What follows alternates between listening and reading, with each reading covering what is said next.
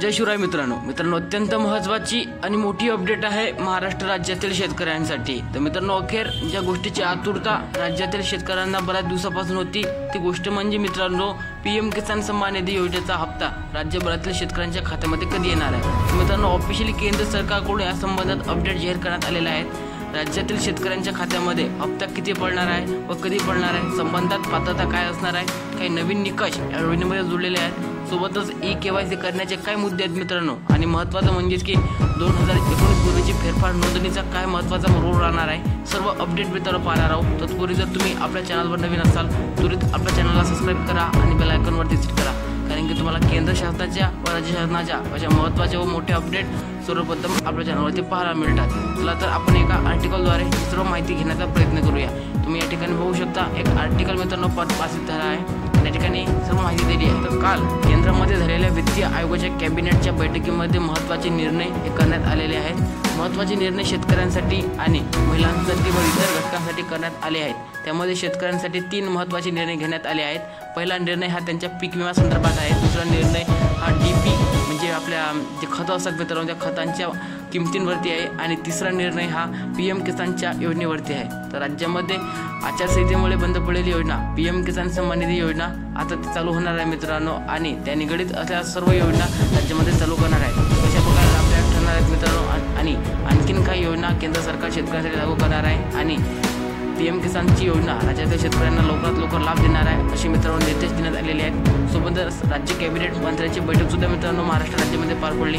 यामध्ये महाराष्ट्राचे मुख्यमंत्री देवेंद्र फडणवीस आणि अजित पवार सोबतच आपल्याला एकनाथ शिंदे सुद्धा पाहायला मिळाले। तुम्हाला सांगतो की राज्यामध्ये या बैठकीचा महत्त्वाचा मोठा होता की राज्यात स्थगित असलेली सर्वात महत्त्वाची योजना म्हणजेच की PM किसान सन्मान निधी योजना। तर या योजनेच्या अंतर्गत राज्यात मित्रांनो 2 कोटीहून अधिक लाभार्थी शेतकऱ्यांना लाभ दिला जात असतो, आणि या योजनेचा हप्ता निवडणुकीपूर्वी मित्रांनो अद्याप थांबवण्यात आलेला होता, मात्र आता तो मित्रांनो चालू करण्यात येणार आहे। तर वित्तीय आयोगाच्या निर्देशानुसार राज्य सरकारला निर्देश देण्यात आले आहेत की योजना पुन्हा चालू करा, शेतकऱ्यांचे KYC करून घ्या, सोबतच राज्यातील शेतकऱ्यांच्या खात्यामध्ये हप्ते जाहीर करा। तर PM किसान सन्मान निधी अंतर्गत राज्यातील शेतकऱ्यांना 19 हप्ता देणार आहे। वित्त मंत्र्याच्या वित्तीय विभागाकडून करण्यात आलेल्या घोषणेनुसार राज्यात सर्वात प्रथम PM किसान सन्मान निधी योजनेचा लाभ शेतकऱ्यांना होणार आहे, आणि अशी आकडेवारी राज्यामध्ये ही जानेवारी महिन्यामध्ये आपल्याला पाहण्यात येणार आहे।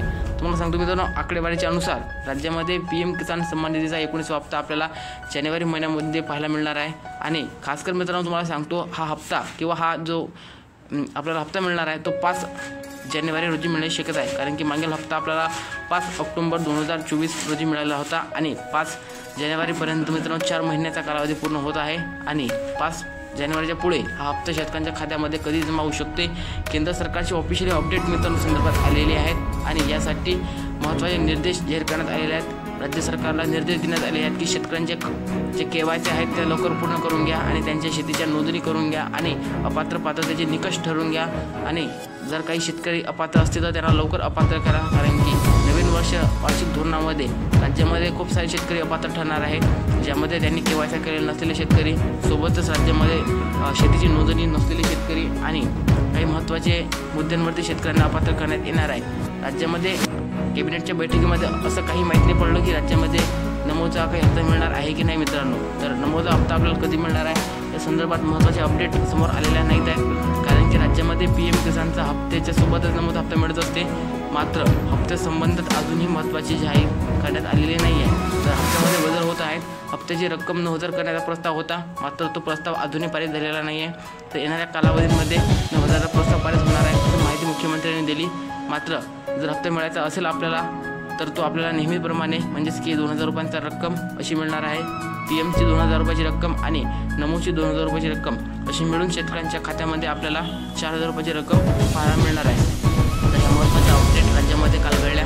वित्तीय आयोगाचे एक महत्त्वाची जो भाग असतो मित्रांनो तो भाग राज्यामध्ये ठरलेला आहे, आणि PM किसान सन्मान निधी अंतर्गत पोर्टलवरती तुम्हाला सांगतो लाभार्थ्यांच्या याद्या जाहीर झालेल्या आहेत। तुम्ही तुमचं आधार कार्ड टाकून त्या ठिकाणी यादी चेक करू शकता, किंवा गावाची यादीवर क्लिक करून गावाची यादी सुद्धा पाहू शकता। लक्षात ठेवा, जानेवारीमध्ये आपल्याला हप्ता मिळणार आहे। अद्याप सरकारनं तारीख स्पष्ट केलेली नाही आहे की जानेवारीमध्ये हप्ता कधी मिळणार आहे, परंतु हप्ता मिळणार आहे मित्रांनो। या संदर्भात महत्त्वाच्या अपडेट समोर येत आहेत। राज्य सरकारनं मित्रांनो शेतकऱ्यांना KYC करण्याचे निर्देश दिले आहेत। तुम्हाला वारंवार सरकारकडून सांगण्यात येते की KYC करून घ्या, कारण की येणारे हप्ते हप्ते हे केवायसीच्या बेसवर राहणार आहेत. शेतकऱ्यांचे केवायसीमध्ये कुठल्या प्रकारचा घोळ दिसत असेल ते शेतकरी पात्र करण्यात येणार आहे. सोबतच आधार कार्डला बँक अकाउंट संलग्न असणं गरजेचं आहे.